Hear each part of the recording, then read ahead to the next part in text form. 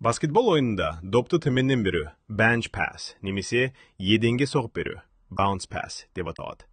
Бұл пас қарсыластың қолы жоғары тұрған кезде өте тиімді. Орындау техникасы. Бірінші. Бастапқы қалып. Аяқ иық деңгейінде, тізе сәл бүгулі. Екінші.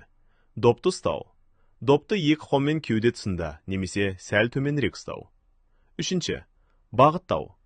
Допты серіктеске тікелей емес, еденге қарай бағыттау. Төртінші.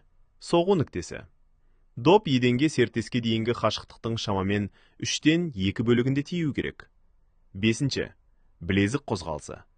Қолды алға және төмен сермеп, білезікті белсенді қолдану. Қай кезде қолданылады? Қарсылас ойыншы қолын жоғары көтеріп тұрғанда. Қорғанысты алдап өту үшін.